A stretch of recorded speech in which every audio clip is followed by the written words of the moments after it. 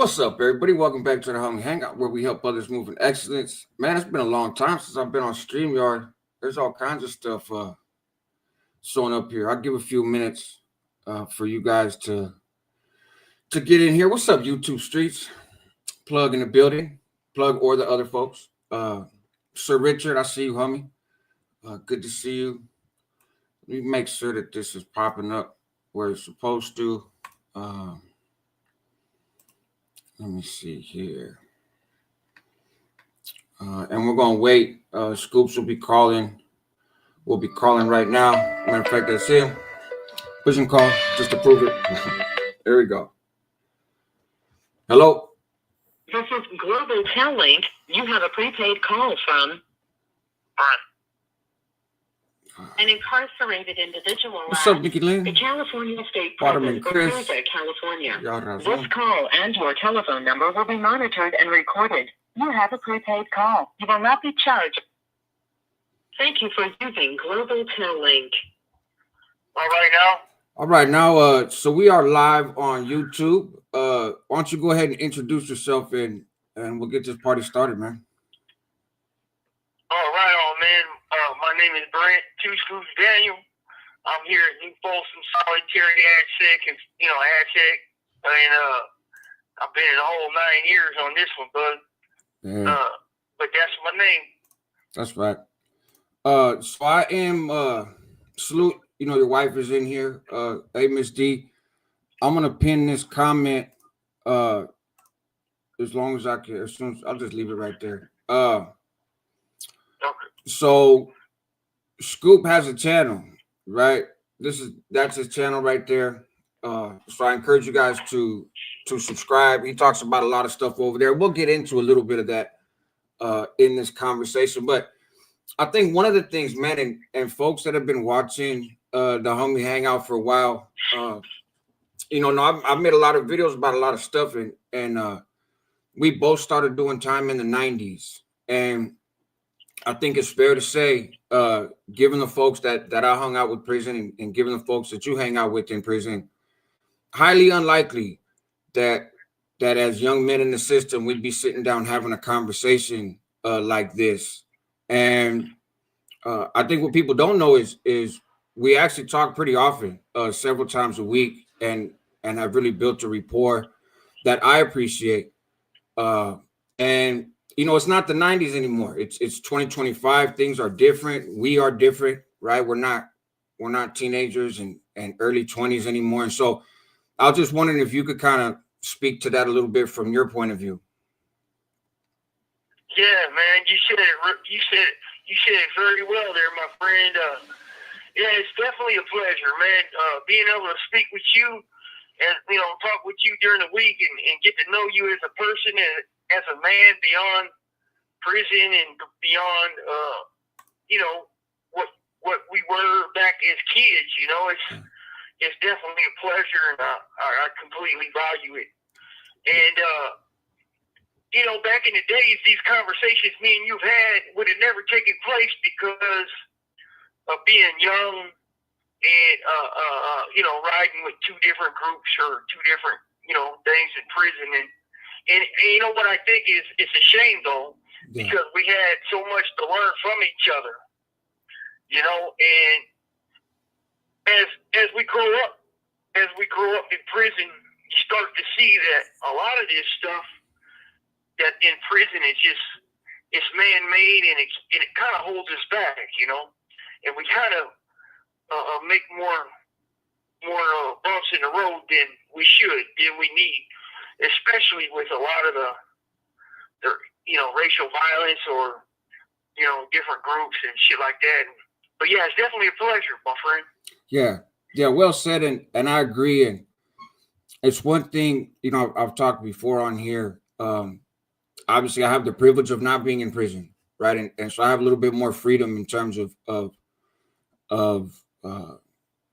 just kind of not having to deal with the stuff that folks have to deal with in there. And prior to the end of hostilities in there, I was out here and kind of built some connections and relationships with people and got to know people that I would have never got to know before, because we were conditioned to not get to know each other. We were conditioned to not like each other and not give each other a chance. And so I started to see that. And I never thought I would see it in the prison system, to be honest. You know, I never thought it would happen in there. And so salute to you guys, man. You know, people from every group, for, you know, the Short Corridor Collective guys, for putting it together. And it really is the same. It really is the same. You know, when you kind of get to know somebody, get to talk to somebody, there are some solid people out there of all races and groups and areas of the state and other states. And so it's nice to be able to connect. So I think people would be surprised. Some people would probably be surprised. Can you talk about a little bit about what got you to prison? When did you go to prison? What was your sentence coming out of Sacramento County? And what was it for? Yeah. Oh, yeah, that's not a problem, man. As you know, I've told you, I've been down 31 years. I caught my case in 1995, and well, actually 30 years. And out of Sacramento County, out of Sacramento County back in the 90s, man, I got sentenced under. I was tried and convicted and sentenced during the prison boom.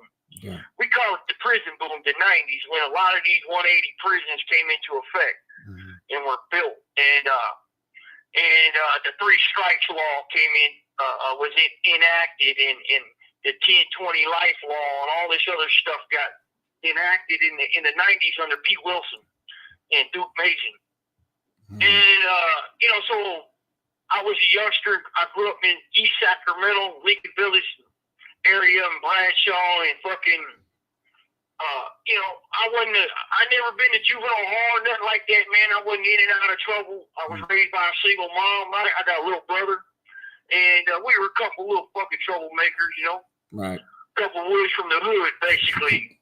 And, when I turned 19, I got into a trip, and fucking there was a shooting that took place with a 12-gauge shotgun from about 10 to 12 feet away from 3 people. And none of them got hit. Nobody was injured. Police report said no medical attention needed. Well, I had an attorney back then. They didn't care about us, right? They just wanted to get you in and out as soon as possible. Yeah.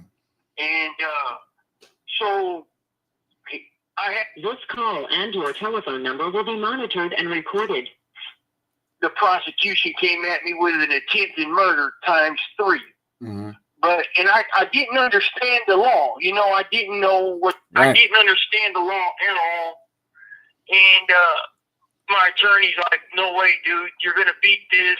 So she came at me with a 10-year deal, and back then you get halftime. Right. Well, so I didn't know nothing but what my attorney said. I didn't do it. Wasn't me. Like Shaggy said on that song, it wasn't me. Wasn't me. So, right.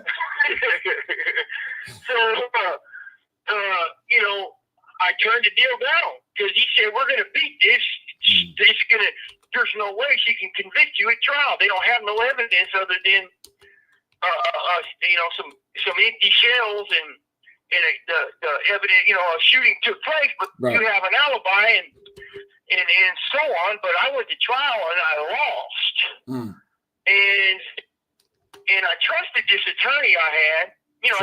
At 19 years old, bro, you don't know nothing. You think you do, but you don't. Right. And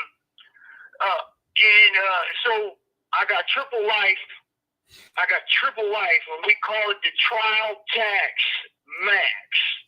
You're getting the max when you go to trial and you lose. Yeah. And then they wanted me to have remorse at my sentence. Right. And I'm like, well, how am I supposed to have remorse for a crime I did not do? Right. And a crime in which nobody was hurt. Right. So even if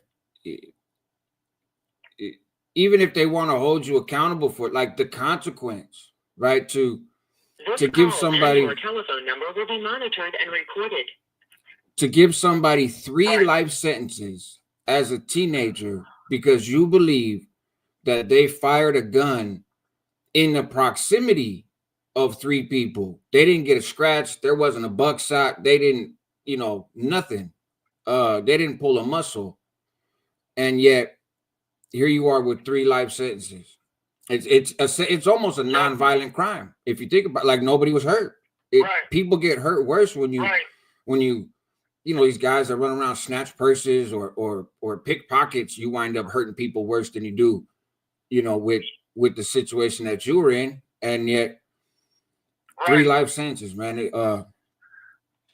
That's one of the crazier things. You hear a lot of stories. That's crazy. Yeah, and here's the fucked up part about it too, right? Is you got a kid that don't know nothing. I ain't never been in prison. I never having a felony. I did like maybe 12 days county time for some bullshit when I was like 18. And it was a misdemeanor having a gun, a concealed firearm without being loaded. Right. Well, that's the only trouble I was ever in. And so not only did I get triple life, right? I got triple life consecutive to each other with a consecutive 12 years on top. Yeah. So, and the only reason they gave me all consecutive sentencing was because they wanted me to show remorse, and I'm like, how do you even do that for something I didn't do? Right. And nobody got hurt. Like, nobody got hurt, dude. I don't understand. I've knocked a motherfucker out in my life in prison with my fist. It done more damage than this case was. Right. And it's like, what the hell, man? But here's another thing. It was really big in my case and in my appeal. In my appeal is when I really, I kind of lost all hope, right? And, we were told we're never going home. Mm-hmm. We were told back then, being a kid in prison, you got dudes doing 5 to life, 7 to life, 10 to life, 15 to life, and them guys been down 12 to 20 years at the time, and they're not going home. So I figured I had no hope. Right. Well, in my appeal, a big issue was that the prosecution, the DA in my trial, told the jury in her closing argument she committed perjury.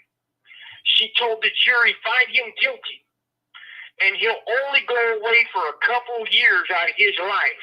A few years in prison to think about what he's done. Let him go to prison. Yeah, he didn't hurt nobody. Let him go to prison and let him think about what he's done. So this is what she said to the jury, bro. Right. And it was not true. I got life, and was facing life. And 2, she blatantly committed perjury. Yeah. But in the appeal, they said it was a harmless error, no problem. And I'm sitting here like, what the hell just happened in my life? I couldn't figure out. I was baffled, man. Yeah. Baffled. Yeah, that's so how that's just bananas, right? And people, you look at people and sometimes you hear about the sentence that somebody has, and just because you hear the sentence that they has does not reflect what actually happened or whatever damage or harm or whatever might have been done, especially from the 90s. People are getting broke off, man, for any and everything. But that's one of the more extreme cases I've ever heard of. So I know how I felt coming in with a 10-year sentence at 19, right? I had a 10-year sentence, and in 96, we used to call them Buck Roger days, right? And the 2000s seemed like a lifetime away, and so so I felt at times like I wasn't coming home, but that's not the same thing as hearing the government tell you you're not coming home, right? So I know how that influenced my behavior. I wasn't really worried about too much. How about for you coming into the system, being told, man, you got 3 life sentences, and you're barely a teenager? How do you think that impacted some of the stuff you found yourself getting involved in when you did hit the yard? Oh man, yeah. Oh bro, that was it for me. That was it. That was my license to do whatever the hell I wanted to do to whoever the hell I wanted to do. Well said. I had so much hate. I had so much hate in me. Like it's just like I tell my wife, and You have 60 seconds remaining. hey, let me call back. Yep. Yes, sir. Let me call you right back. Yeah, of course. Right. What's up, Barry? Let me catch up on some of the comments.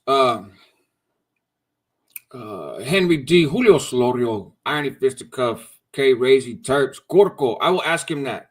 I'll ask him that, Corco. Good question. Saudi, good to see you.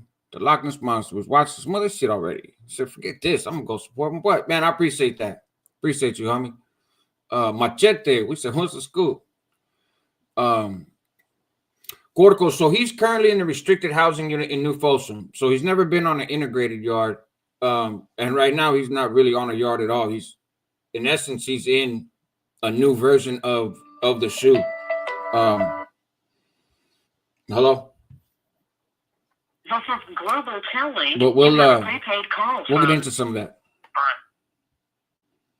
An incarcerated individual at the California State Prison for Private California. This call and your telephone number will be monitored and recorded. You have a prepaid call. Thank you for using Global Telling. All right, now. All right, bro. Here we go. So yeah, you said you got a license to do what you want to who you want because all the hate built up. Yep. So, okay, as a kid, right, and when you come to a level 4 prison, 180 design, High Desert State Prison, 1996, February 5th, I hit that prison. Yeah. And we were the first bus in the CR lower side. I was in C3 104.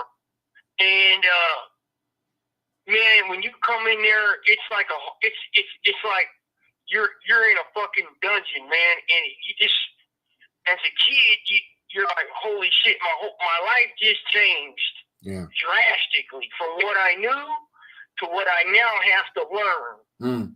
And at night, I was like, I got to prison at 20. And but as a kid, I felt society threw me away, right? Yeah. Threw me away, gave me life, but it really did not sit in until my appeal was over and denied. And like I said on my channel a while back, that I'm sitting in the cell with an old school wood who had a B number from Modesto, a real good friend of mine, man. He kind of schooled me down about the prison system and what, we go to school, right? Gladiator days type shit, right? Right. And I'm on the top bunk. I'm a big old youngster, and he's on the bottom. And I got this paperwork from a dude down the tier. And this paperwork, I'm sitting here reading this guy's paperwork, and the guy had multiple rapes of women on his paperwork. He was a rapo. And I'm sitting up here in my bunk thinking to myself for about an hour. I go straight quiet, and I cannot believe that society let this man get 18-year sentence. And he hurt multiple women. Right. Multiple women. He took their innocence. He hurt them women. And yet, I ain't hurt not a damn human being on the face of this earth. Yeah, they might have shit their pants, right? Okay. They might have to go do a oil leak check or something, whatever. But they didn't shed no blood. Right. And this is when I really realized that everything was over with for me as far as the streets. And when I read that guy's paperwork and we started plotting. Yeah. And I was just disgusted that society and the prison and the DA and the court system, I call it the injustice system because of shit like this. Yeah. Let this guy go home. He got a date after, he got to bring 9 years on 18, and yet you just gonna throw me away. So I took my anger out on old boy. Sure. The next day. Yeah. And yeah. But it wasn't a good thing, bro. Living without hope as a kid in the 90s in prison. Yeah. was not a good thing. Yeah, and that's I think another thing for folks. This just a little side note, man. Part of folks like that face what they face because of what they did, right? And there's certain things that you can't do, right? And certain things you can't do to women and children, and so you're going to be accountable for that, right? That's just how it goes. But I think also it's part of what maybe part of the thought process is also like I'm not going to do time around these people, right? I did something wrong and I came to prison. They did something wrong, they came to prison, but we are not the same, right? We are not the same, and we are not. And you're not going to house me where you house people like this, right? And so that's just how it goes. Hey, so I want to and we'll have more conversations, and I want to remind people you have you have your own YouTube channel, Solid Behind Blue Eyes. I pinned the comment here on the screen. Let me actually I want to pin it to the top so that you guys can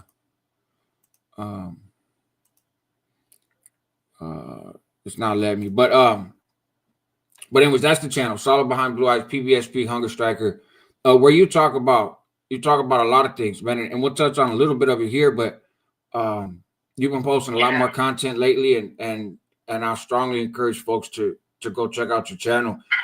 This End the Hostilities, obviously you were in the Short Corridor, right? I'm part of the Short Corridor Collective, and I know I have a lot of relationships with just kind of that whole group of you guys that put this thing together. Part of the narrative on social media and particularly by law enforcement is that this End the Hostilities was just a big old scam by prison gangs, right? By these prison organizations. It was a big old scam so that everybody could come outside and shoot dope and kill one another and rule the world, right? Because it's and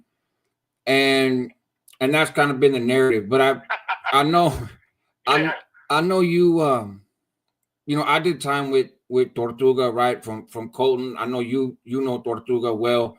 He had done that interview. I've heard you talk about it. I did a video about it. Where he's out there on the yard now and just talking about his experiences out on the yard and raising money for charities on the streets and all that stuff, right? But I wanted to get your thoughts as somebody who, like I said, was a factor in this whole thing, right? There was a lot of people in the SHU program when I was back there, right? And very, very few of those people were really clicked up, right? A lot of folks were getting validated and just thrown back there for 1030s or maybe they did a little something to somebody or whatever the case may be, right?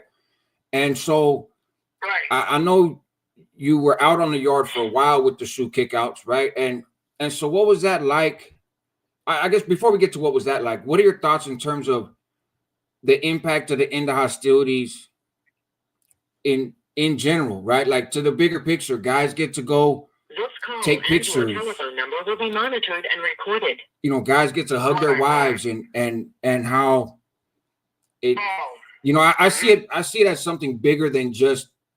Sure, maybe certain people want to do certain things, but it's bigger than that. I was wondering if you could speak to it. Yeah, absolutely. Thank you, man.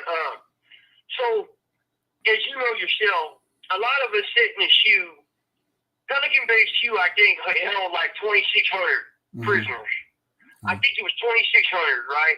Somewhere, give or take. And the reason why we call it the Short Corridor is because there's like four fingers of long hallways, and the short finger is the Short Corridor, and it's got four buildings which hold about 220 people max. And in 2006, they isolated us, who they validated and they considered as the top gang leaders or whatever they classify us as. That's their label. Right. I'm just a white dude doing time, right? Right. And And, well, when we got isolated in 2006 behind that book, The Black Hand, and a few of their fucking undercover snitches and their fucking full-blown snitches collaborating with law enforcement, they called it the octopus, cut the arms off, it'd die, right? Yeah. And so they put us in this area, and we were like, we're either going to sit here and die, or go home, because we're not going home, so we're just going to die right here in the shoe, because the old saying was die, debrief, or parole. Right. And obviously we're not getting no ash in the parole because we're in the shoe. Right. So before the Asker settlement, which was the lawsuit, the class action lawsuit that led us out of the shoe, in correlation with the hunger strikes. And so that's the settlement, the Asker case, you guys. So if you guys want to check that out, I do a lot of talk about that on my channel. Yeah. And I know you talked about it.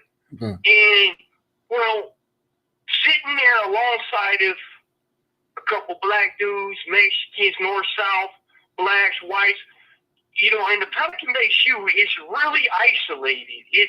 So now we're in a shoe within a shoe. Yeah. And I didn't see a guy going back to a main line for over 10 years.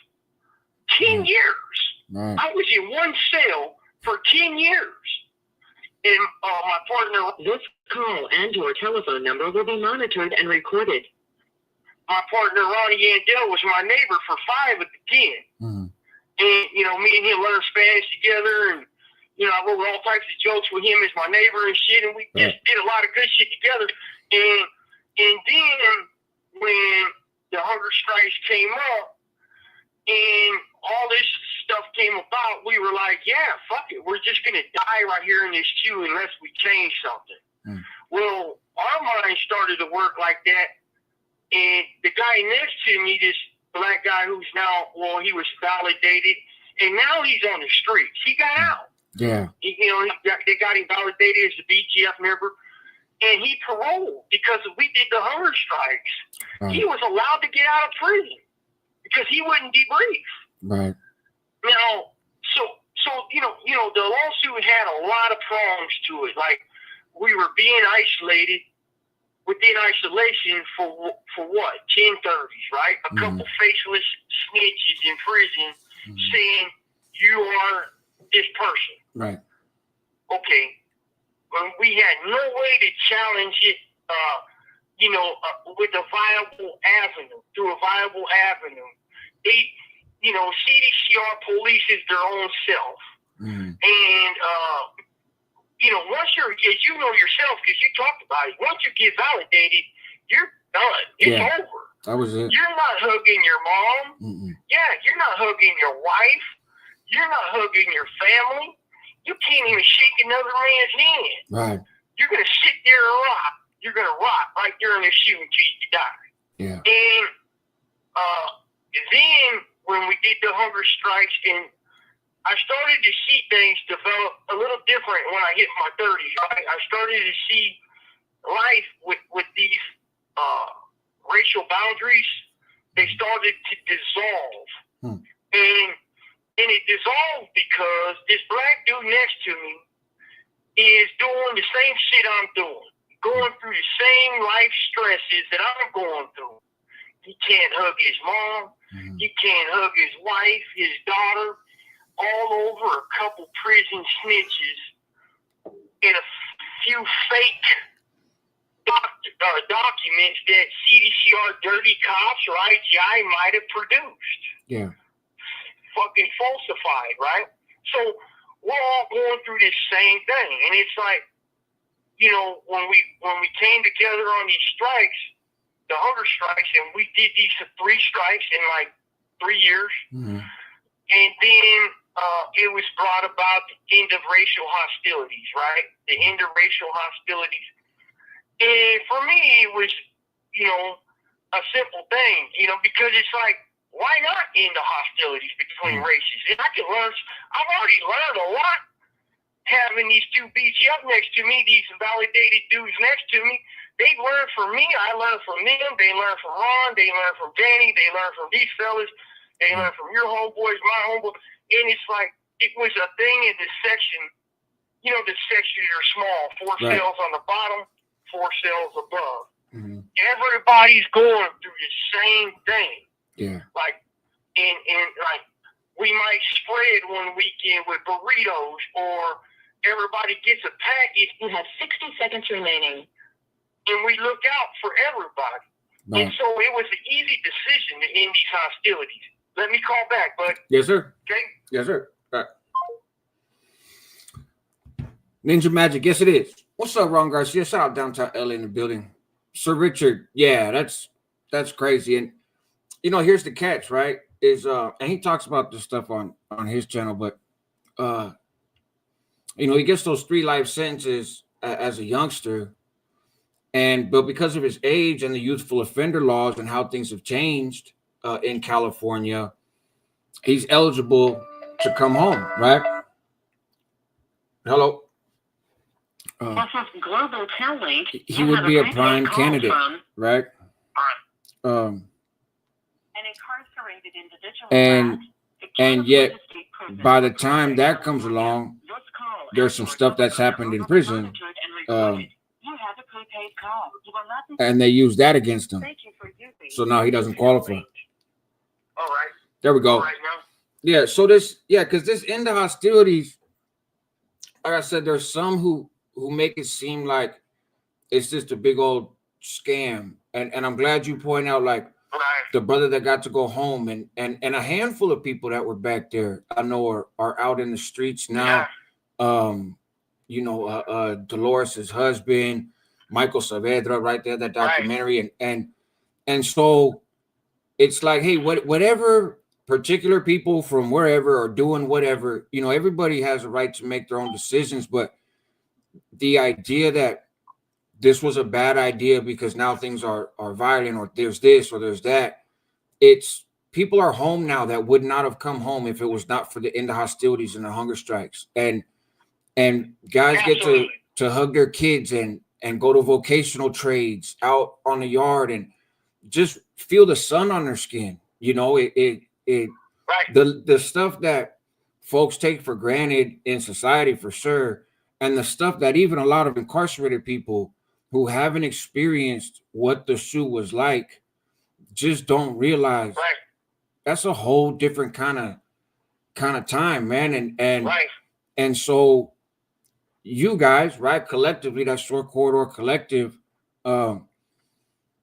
really made it for at least a while, right? Who knows? CDSR is up to their stuff, so who knows how it plays out. But there's many years now that people haven't had to worry about getting validated. You know, there's a whole generation of folks that have come through the Department of Corrections that don't know what it's like to sit in the Pelican Bay SHU or the Corcoran SHU.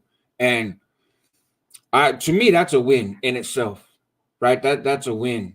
And because that place will fuck you up, right? And big time. So and you know what? Yeah, go ahead. No, go for it. What's up? So when you start to lose touch of humanity, and I'll tell you right now that movie, The Strike, right?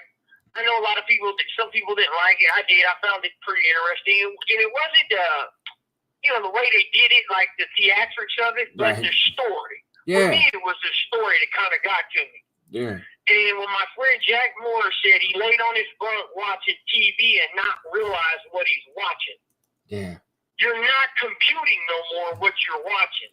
Right. And you know, that life there is numbing. It numbs your spirit. And it'll crush your spirit. It will crush your spirit. Man, I've met many men who I thought were sound in mind, body and soul, get crushed by the Pelican Bay SHU.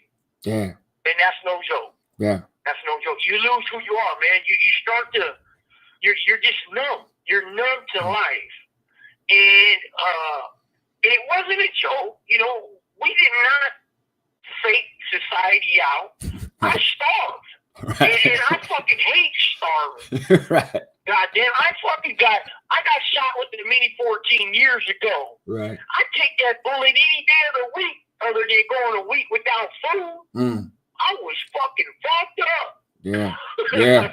I believe it. And for people to say that we tricked the system, no, we didn't. No, we didn't.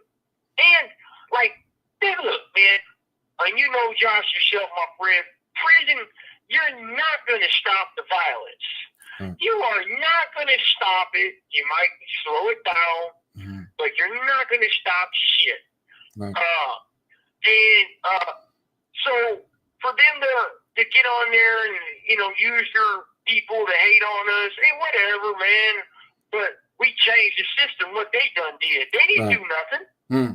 They're hating on us for coming together and making it where now when you go to the hole, you can have your TV. Yeah. Now when you go to the hole, you can have your sweats and your property, some of it. Now when you go to the hole, you got a little bit of due process. Yeah. You know, and now you're not getting validated as an associate for a jailhouse snitch that has no face.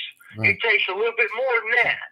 Yeah. You know, if you get into an argument with a cop on the main line, he can just, back in the days, he can just say you were seen talking about another inmate who's known to be a Pelican Bay shoe. Right. Now you're validated sitting in the hole going in the shoe forever. Right. And you know that yourself. Right. Yeah, forever. No, you guys definitely did change the system. And I think, you know, I talked to folks who experience the change firsthand, right? And are thankful for it. I just think sometimes the public narrative gets a little one-sided and people don't quite appreciate like, hey, for whatever else is going on, man, there's a lot of people's lives are better because of that whole short corridor movement, man. So speaking of getting out of the shoe and the culture shock, right? I never went. I didn't get a chance to go from the shoe to the yard, right? I got validated. I went to the shoe and I went from the shoe to the streets, and that was a hell of a culture shock. But I think, but looking and talking to some guys that have been back there for a long time, and even in talking to you, I'm curious if you could share with people kind of how long you were in the shoe, right, before they kicked you out in Salinas Valley, right, and what that was like, because anyways, I'll let you say it. So for me, I went to the shoe in 2000. And I had gotten validated in 2002 as an associate first, and then at my 6-year inactive review, they hit me with a membership. It didn't stick. They had to redo it. Right. 2 years later, they redid it, and it stuck. So getting out of the shoe for me was definitely a culture shock, you know, and where they put me was on a soft level 4. Not only was it a 270 level 4, what that means is you had to have 3 years clean from a level 4 180 to go to a 270 facility. And then the facility I was on, it was called the Enhanced Honor Facility, EHF or something like that, where they got microwaves in the day room. They got MP3 players and game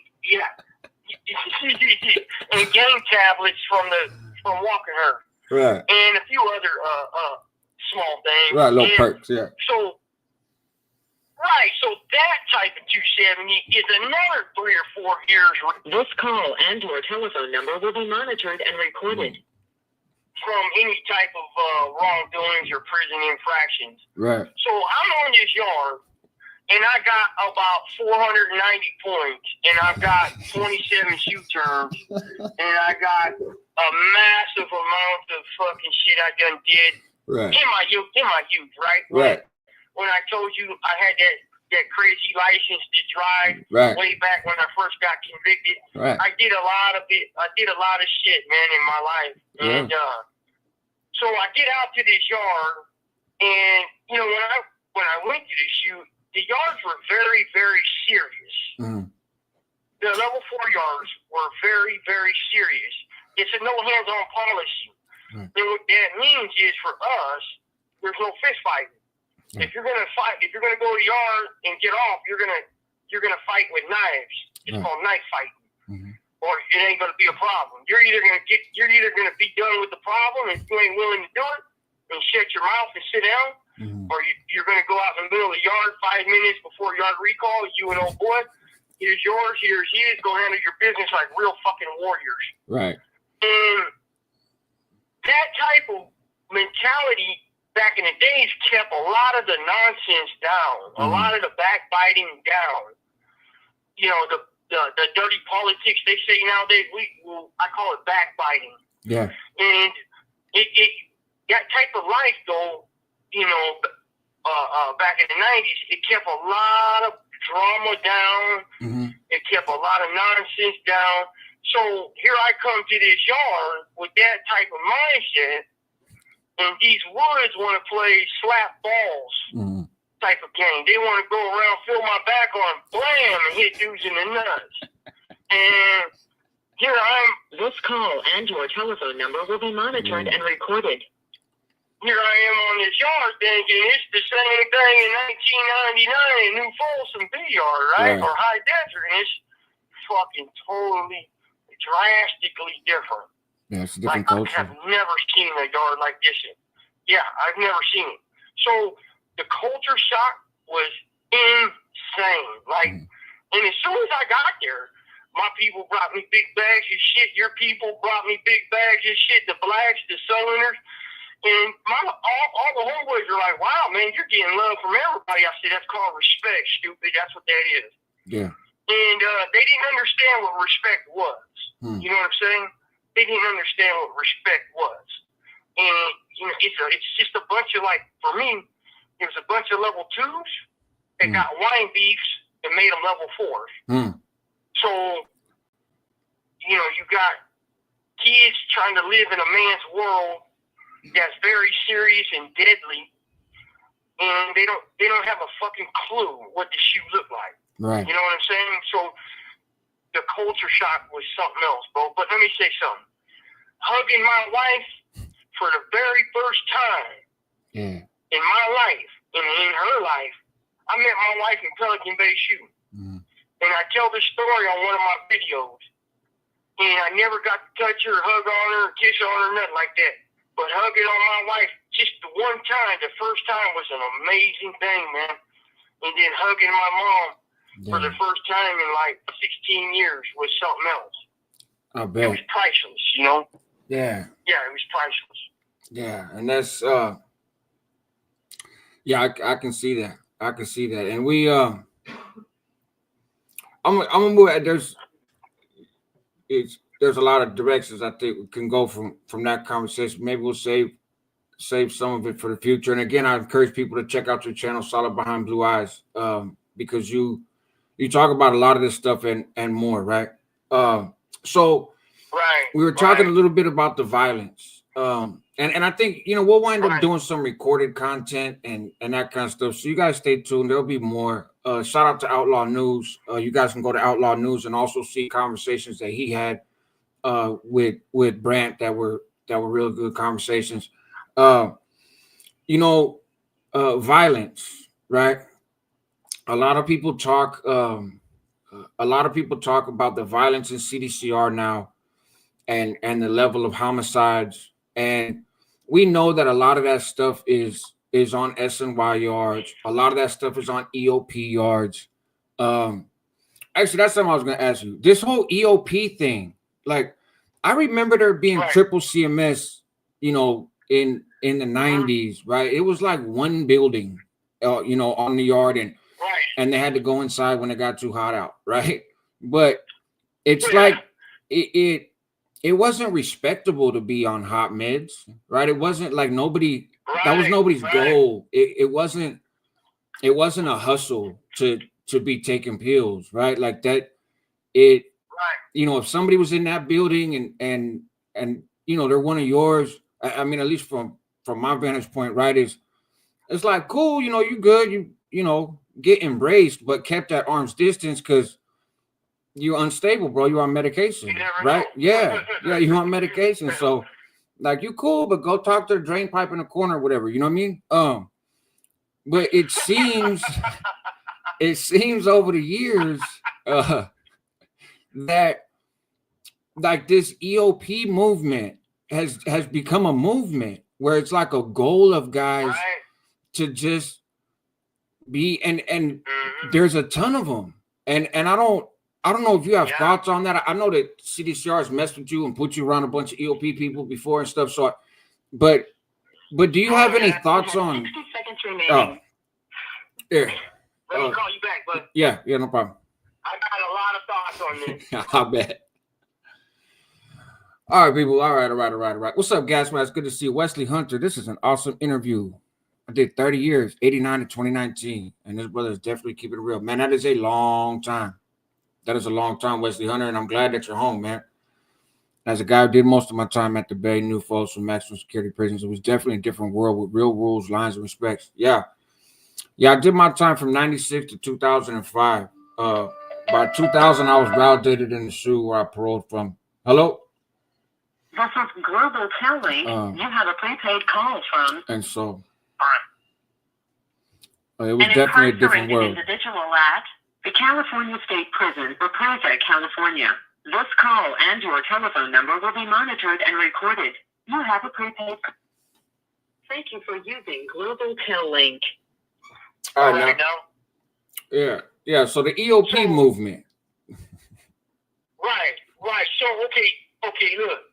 Okay, on the SNY yards, I'm just gonna put it out there. A lot of this violence that you guys are seeing on social media now, not all, right? Not all, but you gotta remember the prison system now is 86% SNY. Right. 86% is, well, I call it PC. Sure. Because that's the way we're supposed to call it. Right. Protective custody. Okay, it's 86%. So a lot of the violence that you're seeing on staff, primarily against staff, is coming off them yards, off those PC SNY yards. And some of it is deadly, some of it's dangerous, some of it's just a JCAT. That's what we call the EOP dudes. A JCAT is like stepping on a cop's boot or kicking him in his ankle or shoving him with his elbow. It's not what they claim it is. CDCR is always going to inflate the hype. Right. They're always going to paint the picture like, oh, poor us. Right. Poor us. But we're making $110,000 a year. Right? Poor us. We got kicked in the ankle, but we're making $145,000 this year. Right. Right? And so, and then, we're going to keep society safe. We're going to keep society safe and then let some weird old predator go home, right? And then keep a guy like myself in a box. Yeah. Now, what I tell them is their environment created us. Their environment created us. When you come into the system as a kid, you become your environment. That's all you know. Right. That's all you know.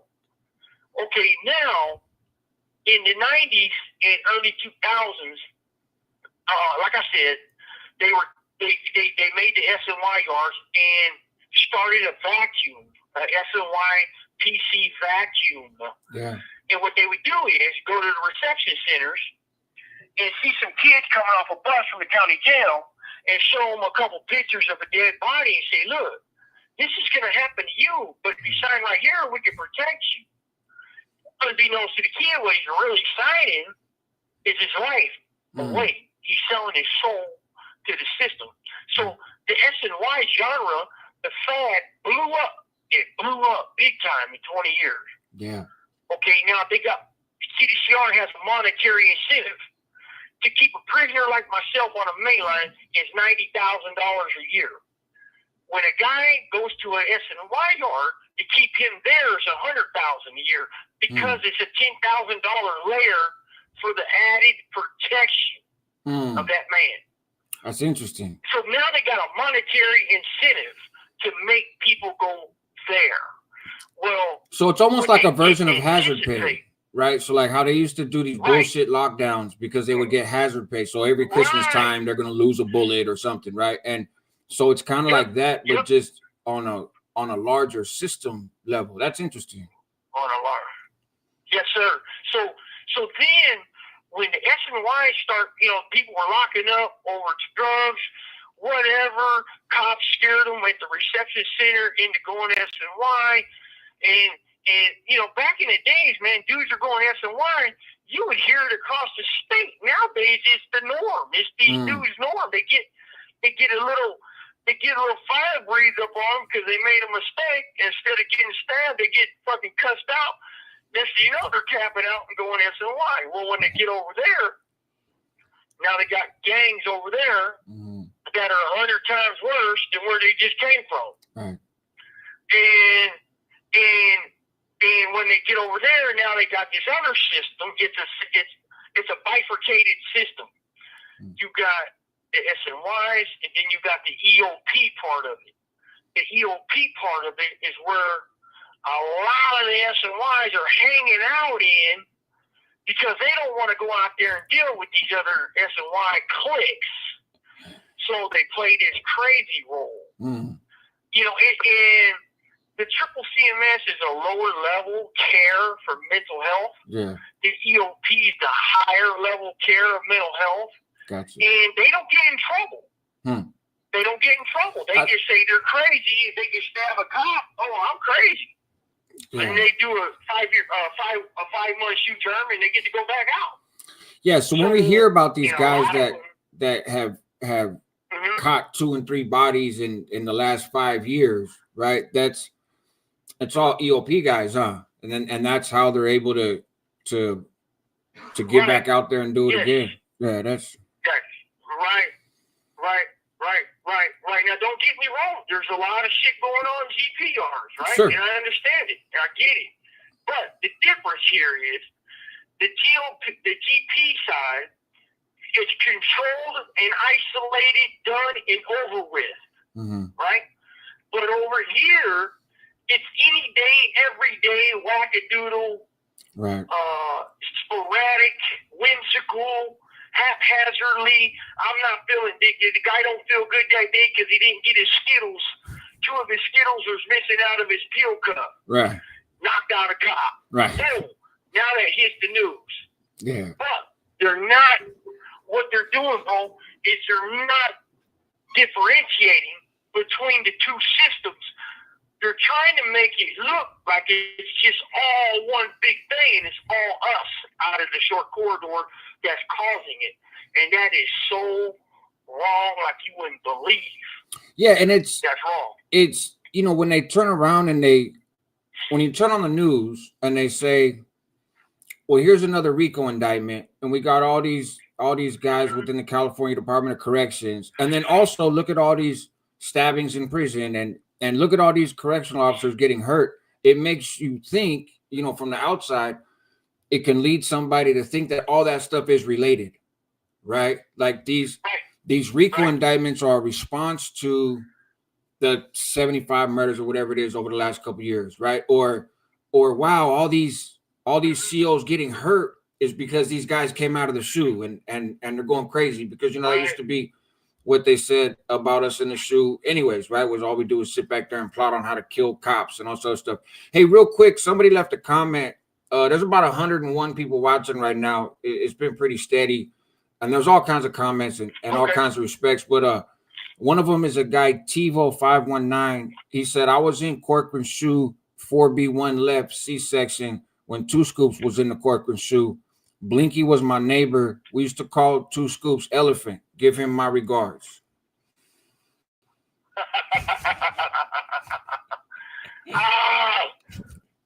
Oh boy, I see mine. This call and your telephone number will be monitored and recorded. Yep. I see mine. And you know why they call me Elephant, right? Yeah, I don't have to explain that. I don't know. I couldn't pass it up, man. Right? No, that was easy. We gotta keep it PG. We gotta keep it PG-13 around here. Yeah. Hey, bro, I got a quick wit. And I Absolutely. I send mine to you, homeboy. I hope you're well. I send my love and respects always. I know who you are. Yeah, and I'm still looking forward to that.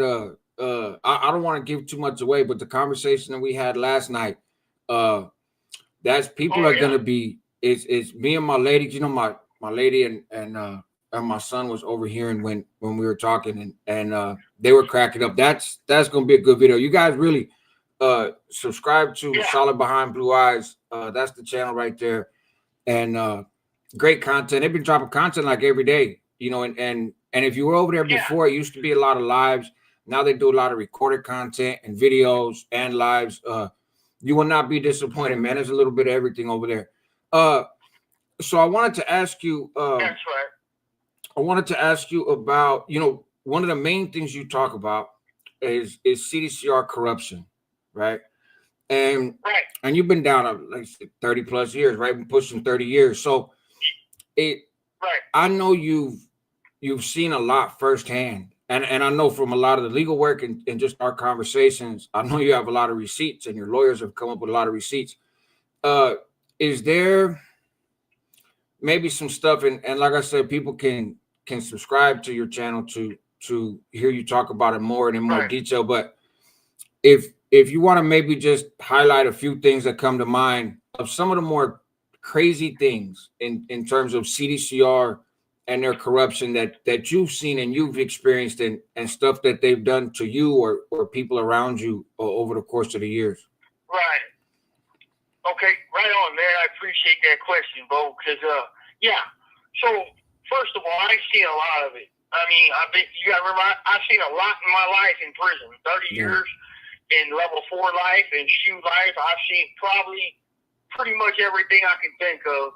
But I'm sure tomorrow I'll fucking see something new, right? Right. But I'll tell you this. I got shot in 1997 with the Mini 14. Dan there died. My partner got shot and killed. I got charged with his murder. After I came out of the hospital, I get a fucking receipt. I get a charge on me. They charged me 99 cents for the damn Mini 14 bullet that shot me. Wow. Right? Now, if that ain't fucking salt in the wound, I don't know what is. So, that's what I really learned. CDCR is a disgusting machine when it comes to corruption. Yeah. Okay. As a lot of you guys know, if you watch my channel, I just went through a huge RICO indictment, honor and integrity intact, didn't plead. I mean, I didn't cooperate. I stood my ground. I took a deal, held my mud. We all did. All the 6 of us did. Right. And, they had a wiretap on us, and we had conversations about prison life, but like on my case myself, I was convicted, and my friend Ronnie got convicted over my shit in Salinas Valley, and yet he had no idea that this thing even happened until 2 days later. But they said, the government said, that he was guilty for a conspiring with me to murder this dude, when the dude came at me and hit me with coffee. He came out of his pocket with his thing, right? And yet they convict my friend on a crime he had no idea of until 2 days later. And they have proof that he had no idea of that. That's not just you saying, "Oh, trust me, he didn't know." There's documents.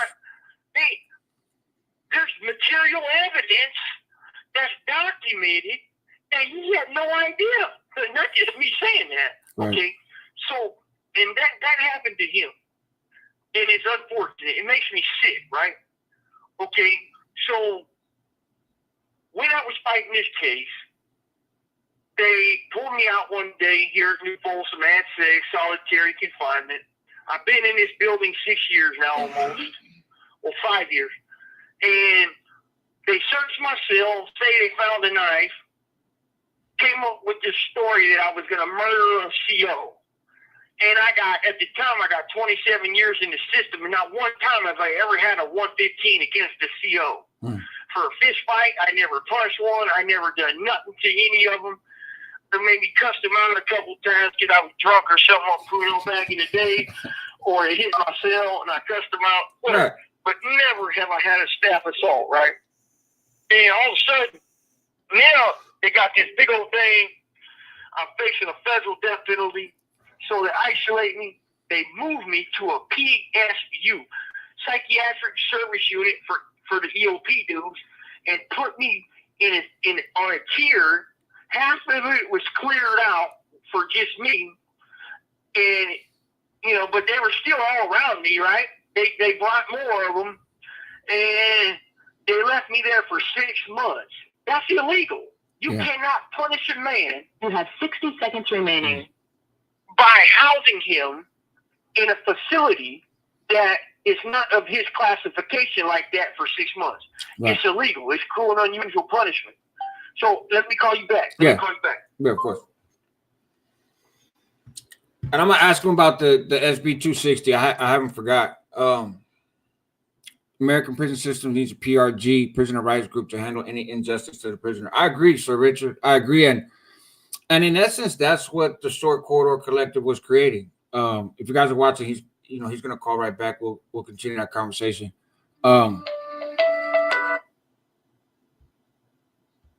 Hello. This is Global Tellink. You have a prepaid call from an incarcerated individual at the California State Prison for Private California. And so he should have never been over in the psych unit because he's not a psych patient. You have a prepaid call. You will not be charged. Thank you for using Global Tellink. Okay, now. So they got you over there in the PSU in the middle of fighting a death penalty RICO case. Yeah.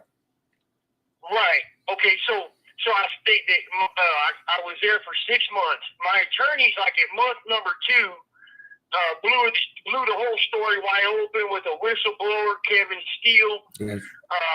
He was an ISU sergeant that blew the whistle. He had told us, my team, my attorneys, and my co-defendants, attorneys on my RICO case, that CDCR actively falsifies documents in our C files, in confidential files. And they do this blatantly. They falsify, they cut and paste, they switch shit up. So my attorneys used it, put it in the courts, exposed it all in January of 2021. And if you go back and do your homework, you'll see the Nate Gartrell articles, in the Sam Stanton, in the Sacramento Bee articles. All that shit's true. All this happened. It did happen. I lived it with my own 2 blue eyes and my heart and my soul. I lived it. And finally, after enough pressure came down on the prison, and the judge, thank God, she was the Coleman case judge that put the cameras in the EOP units. Right. She said, why is this man being housed in this unit when I walked through this unit before, and I know what this unit is? Mr. Daniel's not mental health and never has been. So she was a little kind of tricked out on it, and she was going to hold a hearing, an evidentiary hearing, to get me out of there because CDCR did not have the right to do that, which I'm suing them right now over. I got an active lawsuit going. Well, they moved me back out. Then, now my legal mail from my lawyers. This call and your telephone number will be monitored and recorded. My legal mail from my lawyers 5 times in 5 months got opened. I remember reading that. Yeah. And they stamp it. Right. They stamp the envelope. Open in error. Sorry. Opened in error. Sorry. 5 times in 5 months. I've been pepper sprayed in my cell, writing my wife, not cell extracting, nothing. Sitting there at my desk writing a letter, I get a can of pepper spray under my door and it lights me up for nothing. And now here's the issue. Here's the bigger issue. My partner Ronnie was in handcuffs, walking down the tier, giving a sweatshirt to a neighboring cell. Asked the officer that was escorting before he brought him out the cell, can I drop this sweatshirt at this cell right there on my way out the yard, which is on the way, it's 2 cells down. And the officer said yes. Well, Ronnie turned around, walked out backwards, they switched officers on him, and he didn't realize it and walked on, dropped the sweatshirt, and woke up in a hospital. Wow. With a broken jaw, a broken back, 4 teeth blown off his jawbone, blew out eardrums, and now it hits the media. And when it hit the media, it was a big old thing, but they did not tell the truth. They did not tell the truth. No, and not just that. They wrote him a 115. Now, here's why they wrote the 115. If they did not write the 115, they would have to fire that guard for an assault on a prisoner. Gotcha. An assault. Because the damage that was done to that man for passing a sweatshirt that the regular officer said he could do, and he'd been doing it for 2 weeks, not a problem. But this other Yahoo comes in and escorts him, and then after he already asked the other one, right, and he got switched out right there in the escort. But you know, when you come out your cell in the hole, you walk backwards. Right. So he was walking backwards. Unbeknownst to him, it's another cop. And he just dropped the sweatshirt, and next thing you know, he woke up. You know, it knocked him out. They power drove his face into the concrete and broke his jaw and his back. Yeah. So I've seen a lot of shit like this, man. And then they find him guilty on the 115 for resisting. How can he resist and he's knocked out? Right. He didn't resist nothing.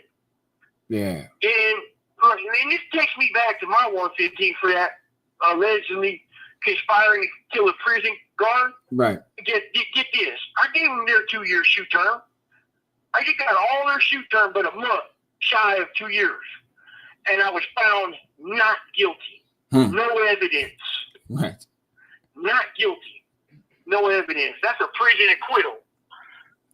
Yeah. That's a prison acquittal. That is and what it is.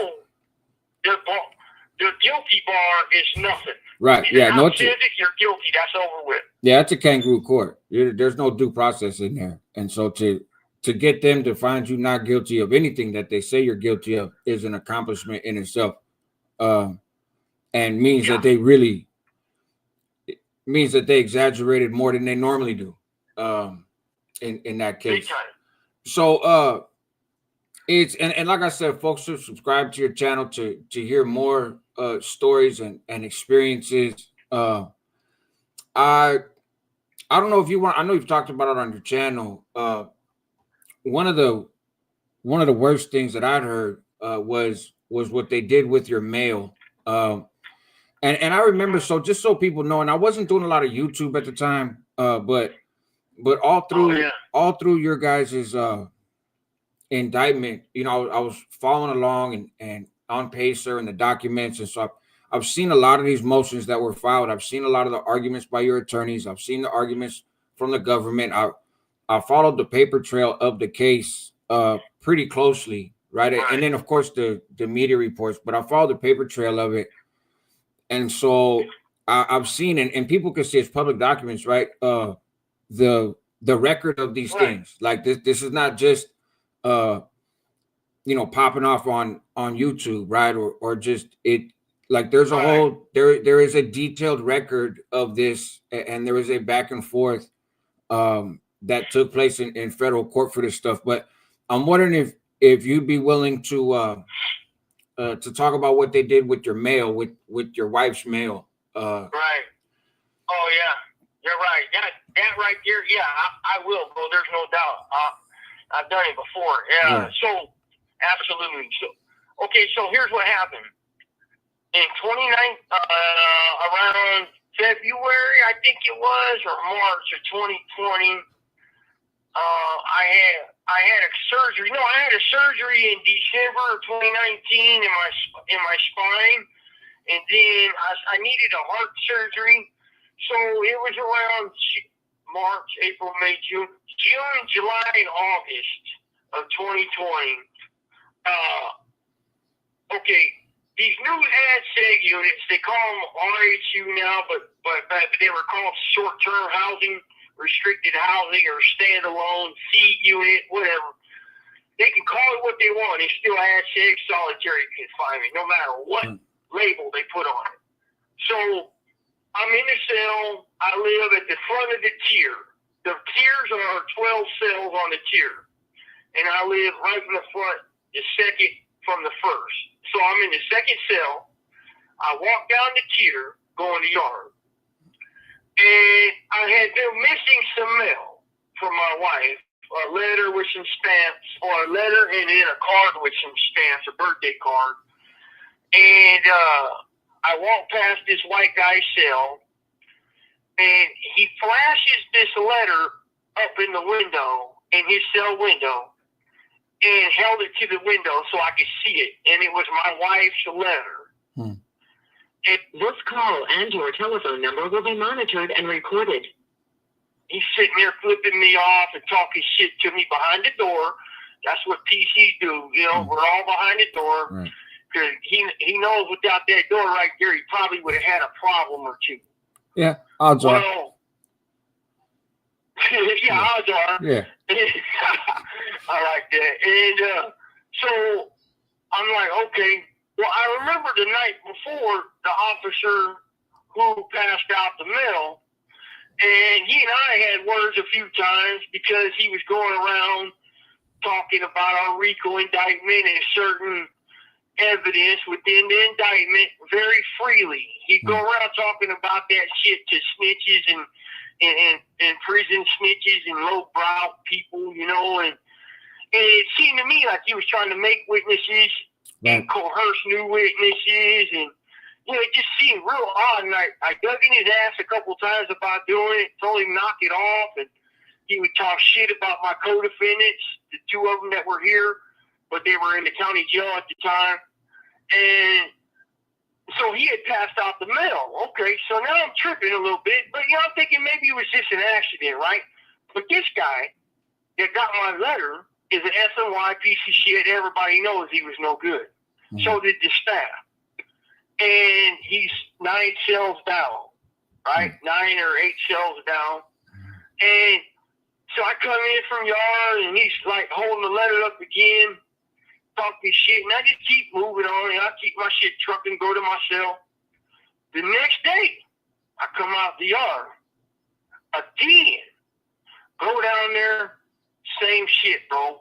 Same fucking shit. This time he's got my birthday card. And my wife has very unique writing. And there's no doubt it was her card. And there was that book of stamps that was there I've been waiting on. And that card I thought got lost or something. And he got that the same night, which was the night before. Because the dude worked again. And this time I jammed him up. and I came at him hard. And I told him, hey, motherfucker, what's the deal right here? And to the cop, and this guy tells me, hey, Scoops, that guy's a rapo. Just so you know, old boy's a rapist, which, you know, somebody hurts women. Right. Takes a, you know, does shit bad to a woman. And he's paroling in 90 days. So now in my mind, the dude's got my lady's address. Right? And he's paroling in 90 days, right? I fucking nutted up on the cop. I got really pissed. Yeah. And I had a few choice words for him, right? And then he goes, well, good luck proving it. Who gives a fuck? Do what you're going to do. And he walked off. And it was that point in my life where I knew something else was going on. Like, something bigger than me, something bigger than this case. They wanted me to fold. They wanted me to fucking nut up. They wanted me to fucking eat the door off the hinges and start dropping bodies. Yeah. Because, man, I don't care if you fuck with me, right? Fuck with me all you want. Do not mess with my wife. Right. Do not. Because we will have a problem. Yeah. So that right there was something that told me this is a whole different thing, man. This is a different thing. Yeah. Now, again, I say it a lot, right? I say it a lot. Nowadays, cops are playing prisoner politics. they're tilting the scales this way, that way, whatever works in their favor for their agenda. I know some people might be like, whatever, but no. Hector Bravo said it the best, man. He admitted they falsify 1030s. Yeah. They falsify a lot of shit on each other. Right. Falsify stuff on each other. What do you think they're going to do to me? Yeah. Huh. Right? And I'm in their fucking nest, their den of corrupt, dirty sons of bitches, man. And now they're giving my mail away to a fucking rapo, and now it's in my head he's going home? Right. Oh, hell no. So, I think that was the worst. It hit me right there. That was You have 60 seconds remaining. That was the worst ever. I'll bet. Yeah, let me call you back. All right, yeah. So what I think happened is because I believe death penalty was still on the table when that happened. In terms of the timeline, they were all charged in a RICO indictment, and it was death eligible for a while. But when you have a death eligible RICO indictment, you have to wait for the federal government to decide if they're going to actually pursue it or not, and they'll dangle it out there, right? They'll dangle it out there for a bunch of reasons. Hello. This is Global Telling. So, part of what leads them to make the decision on death penalty is future acts of violence, right? And I think that's why they did it. Thank you for using Global Telling. Okay, now. All right, now. So I was just telling the folks real quick, and I mentioned that I was pretty sure death was still on the table at the time, and then your wife replied and said yes, it was. So, do you think, or I would just say, I think that part of the motivation for that, aside from just getting in your head, right? Because some of these COs, that's all they want to do is just get in your head. It's mind games, right? And so I think, I think that was part of it, but I think beyond that, what's up, baby? Oh, I took your pen. Hold on. I think the other part is that it was still death eligible on the RICO, and I was just explaining to people how when the feds are holding it over your head, right, and saying, hey, we might authorize the death penalty, we might not. But one of the things that they use to argue in favor of making it a death penalty case is future acts of violence, right? We need to execute this guy because just him living is a threat. If he's alive, he's dangerous, whether he's incarcerated or not. And that's a fairly high bar. But if you snap in there, right, and do what everybody knows you're capable of doing, right? If people kind of look at your background and look at your history, right, it's not a stretch to think that, think that you could have handled that in an aggressive way. And if you do, sure, that CO gets what that CO gets, but you wind up with a death penalty, and they probably wind up passing that on to your partners because they'll wind up making that a part of a conspiracy, right? And will be monitored and recorded. It's next thing you know, it's hey, these guys, these 3, 4, 5 guys are death eligible because they conspired, and this crazy guy in New Folsom just came out his cuffs and ran something in this CO's neck, and what nobody ever hears is the story behind it, right? Is man, you got a predator down the tier, and the cops giving him mail and address. He's going home, and so, yeah, I think we're talking about corruption and stuff. I'm of the opinion that was the goal, right? Is right. So I don't absolutely. So absolutely, bro, you hit it right on the head. And the thing was, Josh, that dude was never going home. Oh, I was there. Yes, it was all a lie, right? It was all lie. Yeah, it was just to bait you, to bait you and do stuff.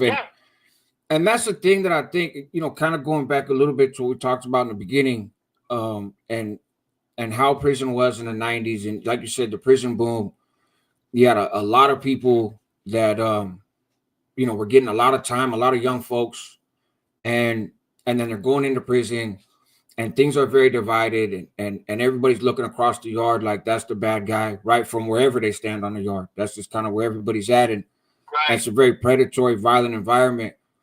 And the COs played on that stuff, and Absolutely. and manipulated that.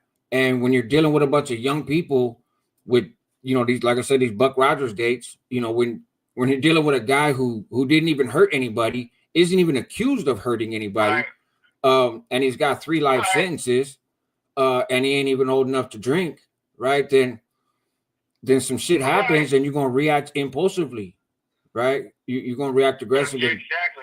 And that's the difference in age, right? And kind of maturity.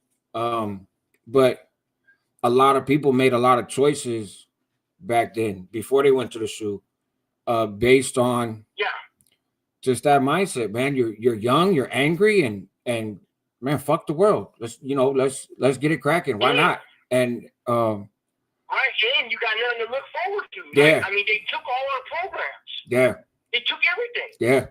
In the 90s, they took our conjugal visits, they took our weights, they took our photos, they took tobacco, they took pictures off the yard, they took the vocations off the 180s, they took all the PIA jobs, put them on SOY yards because of the 6-month lockdowns for racial violence. Yeah. They took everything.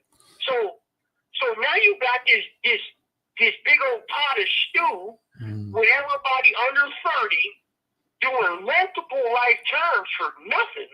Yeah. And they're like, here, have at it. Yeah. Good luck. Right. And it's crazy. It was. Hey, so circling back, in case some of the people in the beginning didn't hear, and of course I'll leave this up, folks can catch the replay. I might take it down and chop it up into videos.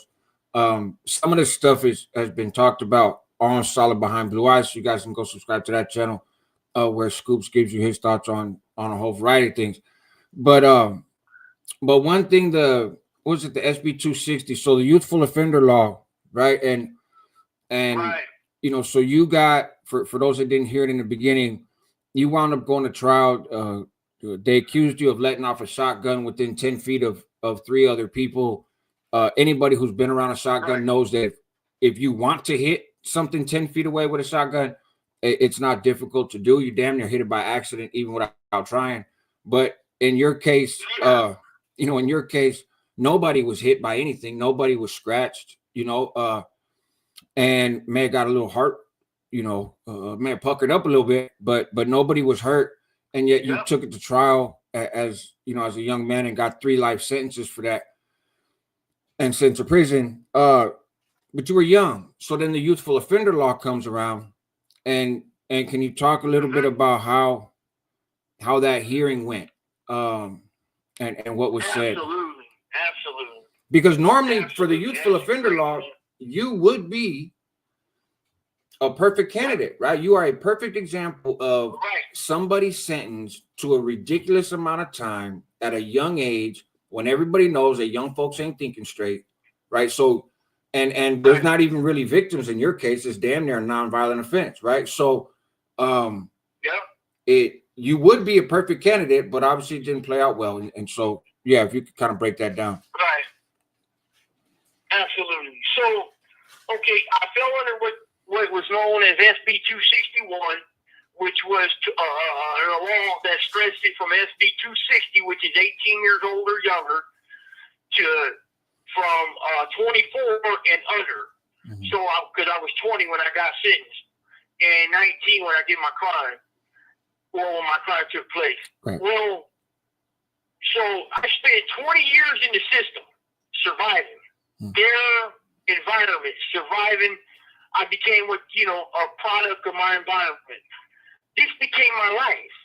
When I lost my trial, I lost my appeal, and this year just became it. I was going to try to be the best I can at it, and I was going to do as much and as fucking I was just going to do what I had to do and it's the best I can do. Right. And so now when these laws change 20 years later, unbeknownst to a kid, he don't realize, he can't even begin to rationalize or realize or anything about these laws might change later on. And then being told on top of that, you're never going home. It's over. And the CDC at the time had a history. If you have life, you're not getting out. Right. You are not getting out. You are never going home. So, and that's a fact. And then when you go to the SHU, you're really not getting out. I mean, you're not even thinking about getting out unless you debrief. Right. And not one person got out of parole. And quote me here. Mm-hmm. Not one person got out of parole pre-Asker settlement from the SHU being validated, doing a life term without debriefing. Absolutely right. That's a fact. Yeah, you couldn't. That's you couldn't. There's no way in hell board wasn't giving people on the mainline dates. There was no way in hell that they were going to turn around and take somebody that CDCR labeled as a prison gang member and send you on your way. Right. Yeah, that's how we got to do time in the 90s with people with B numbers, is because they had those 5 to life sentences and 7 to life, and that damn L, that L was not coming off. So no, you're absolutely right. So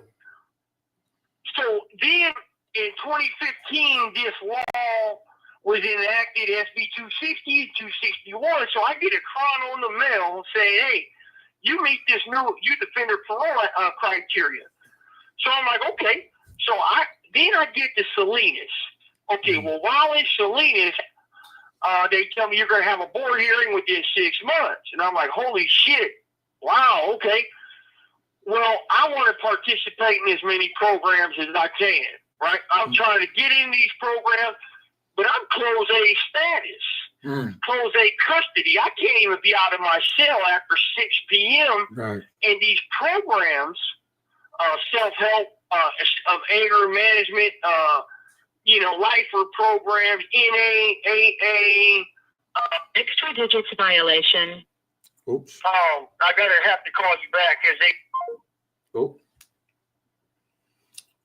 That's the first time I've never heard of extra digits violation before. So hopefully he's able to call back. He should be. We will find out soon. Yeah, please subscribe. 12 new subscribers to Solid Behind Blue Eyes. You guys will not be disappointed. I appreciate you guys for checking them out. This is our first public conversation. For those that don't know, here it is. Hello. This is Global Telelink. You have a prepaid call from. It is it's a new world, man. When somebody who did their time as a northerner and was validated is sitting on a phone talking to somebody that's validated differently. It's I'm happy with it. So you just witnessed their corruption. Yeah, I never heard that extra digits violation. Yeah, that's the first. That's their way of hanging up on me. Yeah. They don't want me telling you their corruption. So check it out. That's a fact, bro. We've got them before.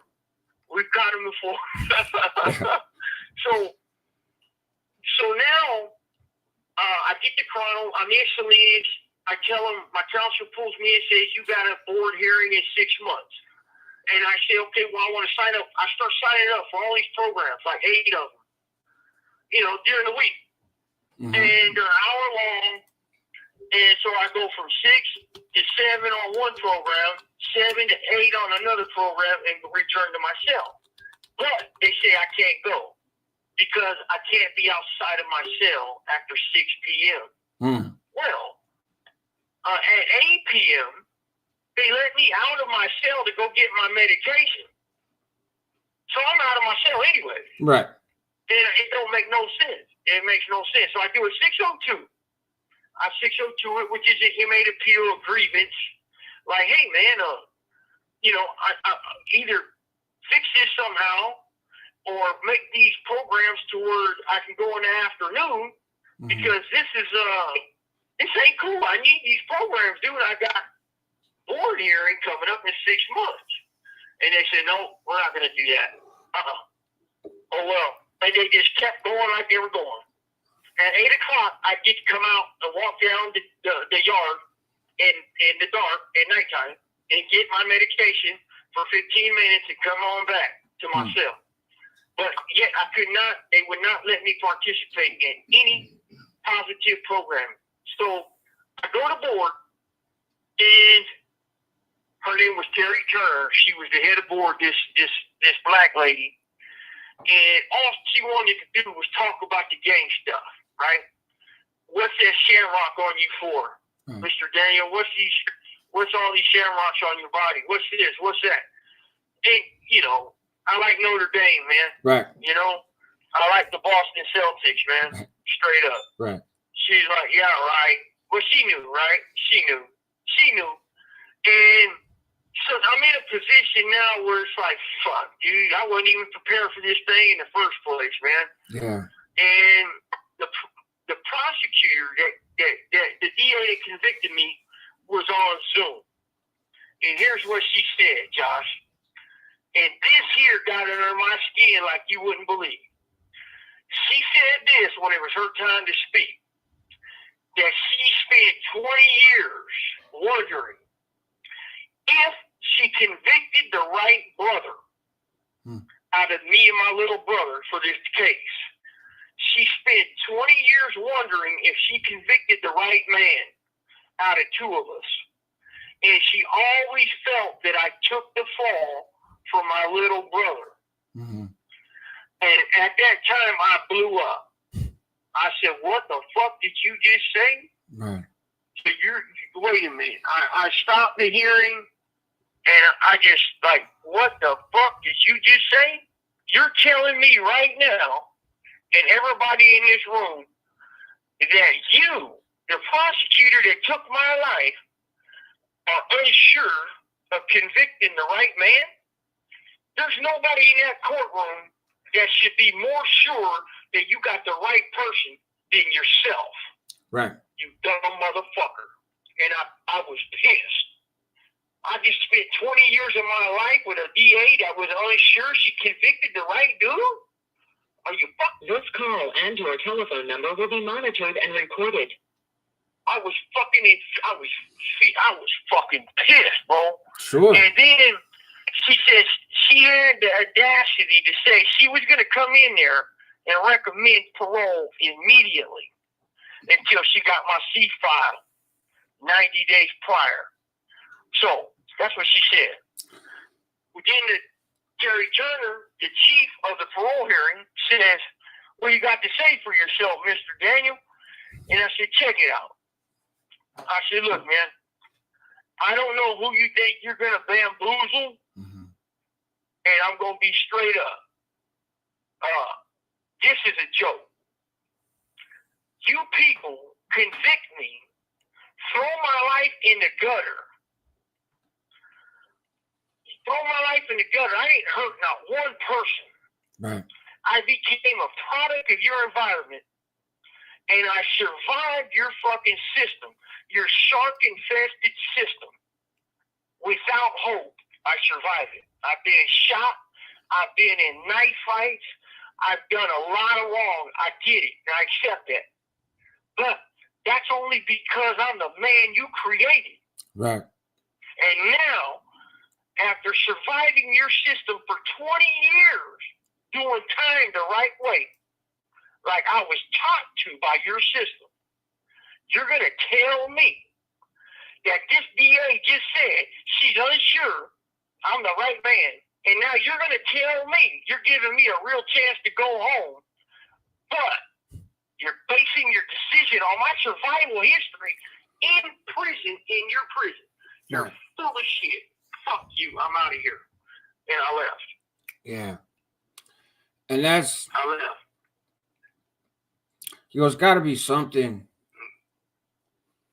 I wish that there was a way, and there should be a way too, to factor that in, because what people don't realize, and prison is different now. Obviously, I haven't been in there in 20 years, right? But I can tell that it's different.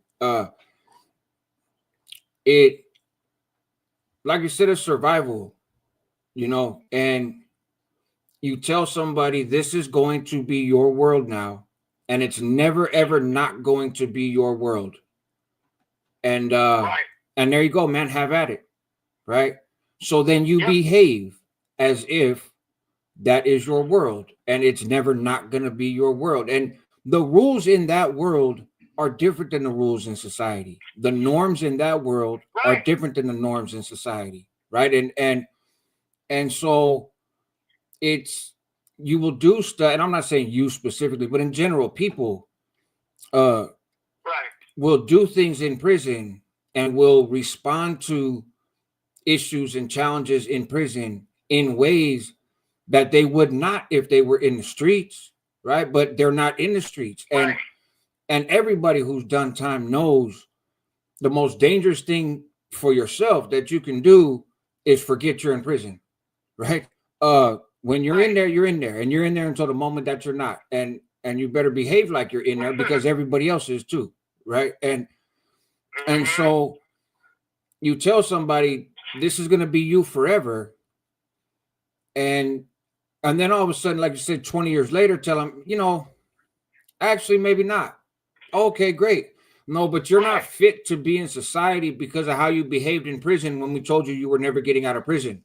Well, how the fuck you expect me to behave in prison? Like, it's this whole idea that how you behave in prison is a reflection of how you're going to behave in society, which I've heard that in the whole integrating of the yards and all this other stuff. Like, oh, you gotta get used to living next to people that you don't necessarily like, because in the streets you're gonna do that too. No. Okay, but this ain't the streets, right? Prison ain't the streets, and you can't even make it similar, right? It's not, and yet guys are being punished for acting like convicts, right? It's okay, but I'm in prison. The fuck you want me to act like? I'm not gonna act like a saint,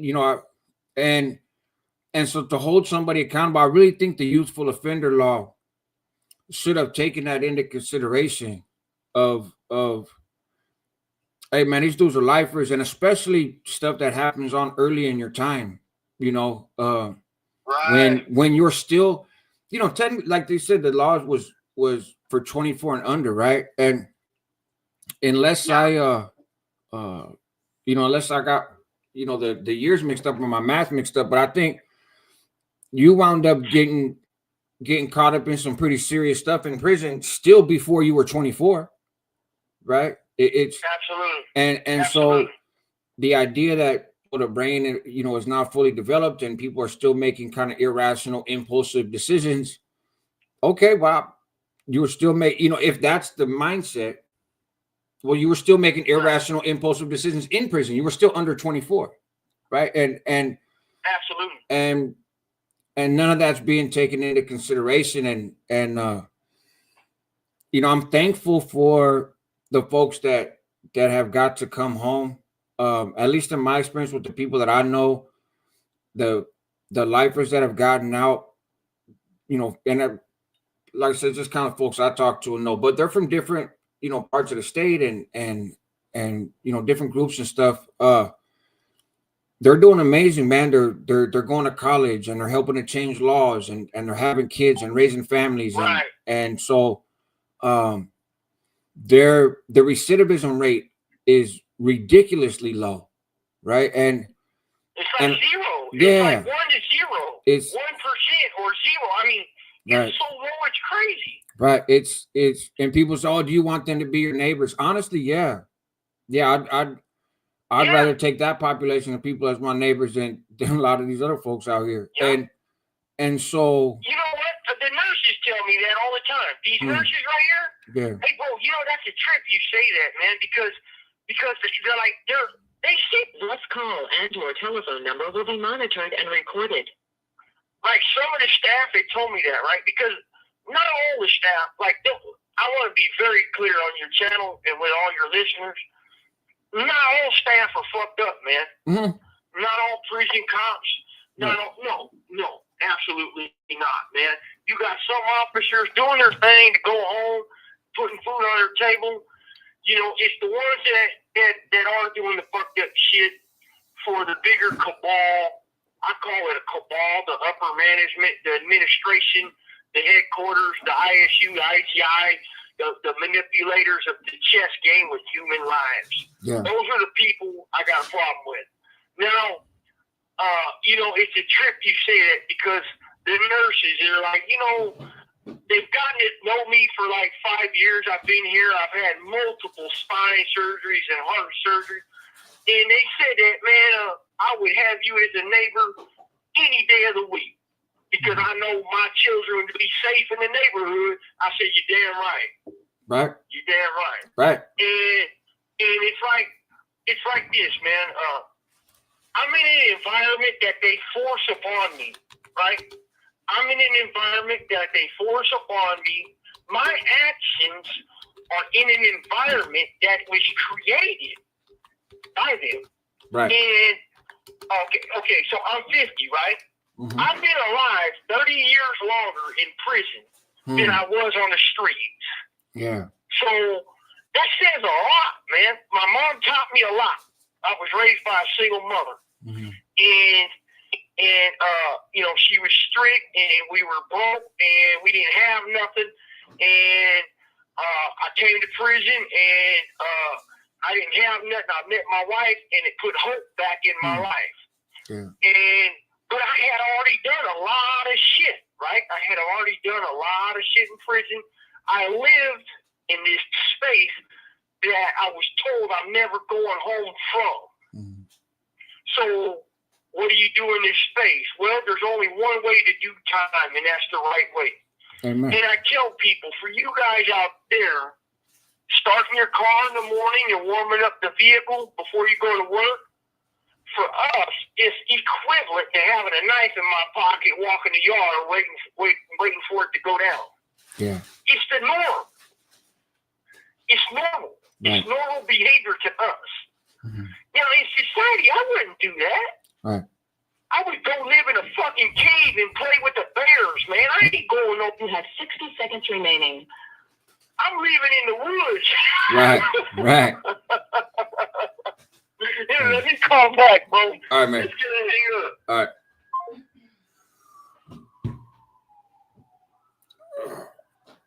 Look, I'm not that's not what the conversation is, man. Right? It's this conversation is for him to share from some of his experiences, CDCR, the streets, a little bit about his indictment, which I don't even know that we'll have time to get into now. Hello. This is Global Tellink. And you have a prepaid call from. And that's it. Right. An incarcerated. Let you guys know that he has a channel. California State Prison, the project. I appreciate the conversation. This is a very unlikely conversation based on the 90s. But it's not the 90s anymore. And I'm thankful for that. Thank you for using Global Tellink. But no, we ain't getting into all that. I know. Yeah, no, I hear you.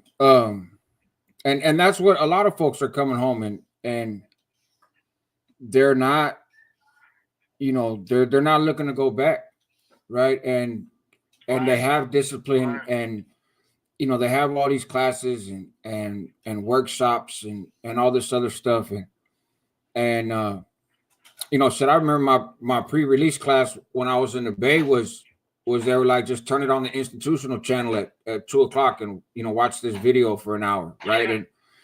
And even some of that stuff was like the breaking barriers and that kind of stuff. There was actually some good information in that. But at that point I was like, man, why didn't you guys tell me this when I came to prison? Like, why, you know, why am I learning some of this stuff now? Right. And impulse control and anger management. You know, they didn't have the kind of classes they have now, but they had a little bit, you know, the cognitive behavior therapy type stuff. But it was just a workbook that you sit in your cell And I did find some good information from that. But I was like, wow, it wouldn't have changed the way that I did my time, but it could have helped me in some form or fashion. You know, who knows what it would have done. You know, and you're giving it to me on my way out the door after you've left me in this dungeon for years, right? Like, why don't you get this to me back, you know, when I was 19, 20 years old on the yard, and could have had me, you know, thinking a little bit, because I didn't have any hope through my time in prison until the end, when I got scared. Like, man, they're really going to open these damn doors. Like, what am I going to do? Right. I hadn't really thought about it, but so look, I think, we're at about an hour and 45 minutes in, man. As is normally the case, time kind of flies by, pretty fast on these calls. For these last couple of minutes, man, I don't know if there's really, just kind of open it up for anything you want to address or speak to or say. And yeah, man, it right on, man. I appreciate this time, and I value our friendship and our talks, man, because me and Josh, man, we have a lot of good talks, folks. Mm-hmm. And it's something that we wouldn't probably have had 20, 25 years. Right. Oh, am I losing you? Hello? Hello? Did I cut him off again? What the hell?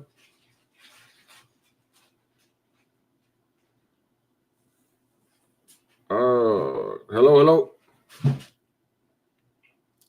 It doesn't say that he's cut off, but I don't hear him.